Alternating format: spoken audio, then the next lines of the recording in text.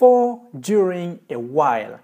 Dans cette vidéo, nous allons continuer à voir des mots qui ressemblent beaucoup au mot for. Vous savez, la semaine dernière, on avait vu la différence entre for et since. On disait que for, on met une durée après, et since, on va mettre un point de départ, un événement, une date par exemple.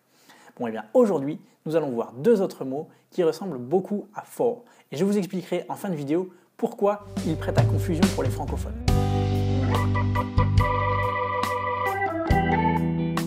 Alors commençons par un exemple qui va vous montrer la différence entre for et during. Essayez de remarquer quelle est cette différence.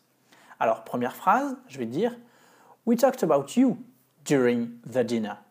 On a parlé de toi pendant le dîner. Deuxième exemple « We talked about you for 15 minutes ». Vous commencez peut-être déjà à voir la différence. Et prenons une troisième phrase, la même « We talked about you for 15 minutes during the dinner ».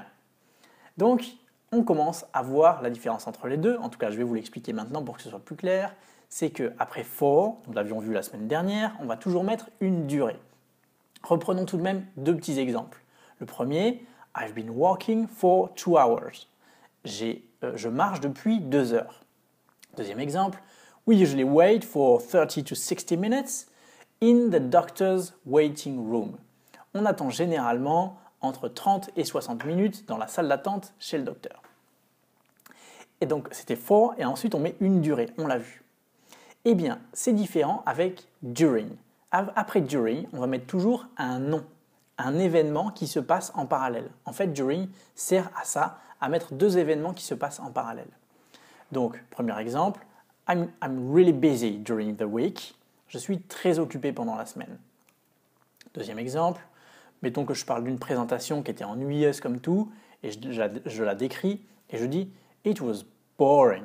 Many people fell asleep during the presentation. » C'était vraiment ennuyeux. Beaucoup de gens se sont endormis pendant la présentation.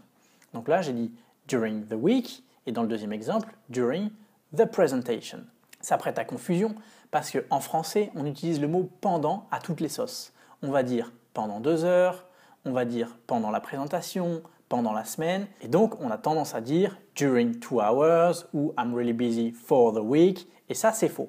On ne dit pas ça. On ne va pas utiliser during et for de la même manière que nous utilisons pendant, c'est-à-dire à toutes les sauces. En fait, notre mot français pendant est très pratique et nous l'utilisons pour dire depuis. Par exemple, je marche depuis 2 heures, je marche pendant 2 heures. Nous l'utilisons pour parler de deux événements en parallèle, pendant la semaine, pendant la présentation. Eh bien, en anglais, on ne peut pas faire ça. Il faut un mot pour chaque situation. Alors, continuons pour while. Alors, en fait, while, il ressemble beaucoup à during, c'est-à-dire qu'il sert également à mettre deux événements en parallèle et non pas à comparer une durée et à expliquer ce qui se passait pendant une durée. Donc là, on utilise for dans ce cas-là, comme je le disais au début. Donc avec while, c'est comme during, sauf qu'au lieu de mettre un nom après, on va mettre une phrase complète. Mais je vais vous montrer un exemple, ça va vous paraître évident. Par exemple, we talked about, je reprends le même exemple qu'au début. We talked about you while we were having dinner. On ne va pas dire while dinner, on va dire while we were having dinner. Prenons un deuxième exemple. He likes to listen to music while he works out. To work out, en anglais, ça veut dire faire de l'exercice, faire de la musculation. Donc, il aime écouter de la musique pendant qu'il fait de la musculation. C'est un petit peu comme nous, en français, on dirait pendant que. À noter également que while peut se remplacer dans ce cas-là par le mot when. On aurait pu dire he likes to listen to music when he works out. Et ça peut aussi se remplacer dans ces situations-là par as, as. On aurait pu dire « He likes to listen to music as he works out ». Voilà donc pour l'essentiel de ce qu'il y avait à retenir dans cette leçon. On résume maintenant. Donc tout d'abord, nous l'avions vu la semaine dernière, on va mettre for plus une durée. Le pendant un certain nombre de temps, c'est toujours for plus une durée.